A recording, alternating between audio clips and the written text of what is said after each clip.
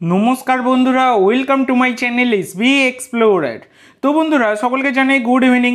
তো আজকের ভিডিওতে তোমাদেরকে জানাবো যে আইএসএল ফাইনালের জন্য দুই দলের মানে মোহনবাগান এবং মুম্বাই সিটি এফসির প্লেয়িং 11 কেমন হতে পারে, দুই দলের শক্তি এবং দুর্বলতা সবটাই আলোচনা করে দেবো আজকের এই ভিডিওতে। তো যারা চ্যানেলে প্রথমবার এসেছো অবশ্যই সকলে একটা করে সাবস্ক্রাইব করে দিও। সাবস্ক্রাইব করা সম্পূর্ণ ফ্রি। এই ধরনের আপডেট পেতে চাইলে অবশ্যই সকলে চ্যানেলটা সাবস্ক্রাইব করতে কিন্তু কেউ ভুলো না।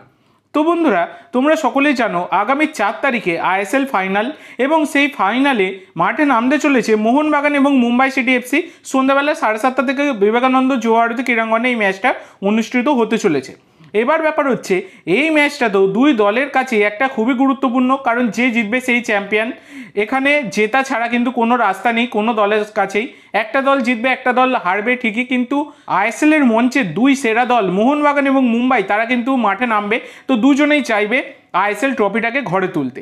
তো এবার ব্যাপার হচ্ছে মোহনবাগান এবং মুম্বাই এই দুটি দলের মধ্যে শক্তি প্রচুর রয়েছে, দুর্বলতা খুবই সামান্য।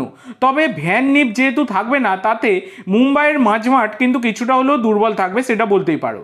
শিল্ড ম্যাচের প্রতিশোধ নিতে চাইবে মুম্বাই। তোমরা জানো মোহনবাগান কিন্তু মুম্বাইকে হারিয়ে শিল্ড জয় করেছিল, তার প্রতিশোধ কিন্তু মুম্বাই নিতে চাইবে। আর হাবাস চাইবে 2020-21 সিজনে আইএসএল ফাইনালে হারের বদলা নিতে। তোমরা জানো বন্ধুরা আইএসএল ফাইনাল 2020-21 সিজনে মোহনবাগান কিন্তু হেরে গিয়েছিল। মোহনবাগানের প্রতিপক্ষ ছিল তখন সার্জিও লোবেরার মুম্বাই সিটি এফসি। তাই হাবাস কিন্তু চাইবেন সেই হারের বদলা নিতে। এবার তোমাদেরকে জানাবো কেমন হতে পারে দুই দলের প্লেয়িং 11। তো ফার্স্টে তোমাদেরকে মোহনবাগানের প্লেয়িং 11টা জানিয়ে দিই। তো মোহনবাগান 3-4-3 ফরমেশনে দল নামাতে পারে। গোলকিপার ভিশাল কাইত, 3 জন ডিফেন্ডার সুভাশিস, হেক্টর এবং আনোয়ার, 4 জন মিডফিল্ডার রাইট উইংয়ে খেলবেন মনবীর, লেফট উইংয়ে লিস্টন, সেন্টার মিডফিল্ডে খেলবেন অভিষেক এবং অনিরুদ্ধ থাপা, এবং 3 জন ফরওয়ার্ডস, যেখানে কিন্তু রাইট উইং ফরওয়ার্ডে দিমিত্রি পেতাতোস, লেফট উইং ফরওয়ার্ডে জনি কাউকো এবং সেন্টার ফরওয়ার্ডে জেসন কামিন্স। আর এদিকে মুম্বাই সিটি এফসি তারা কিন্তু 4-2-3-1 ফরমেশনে দল নামাবে।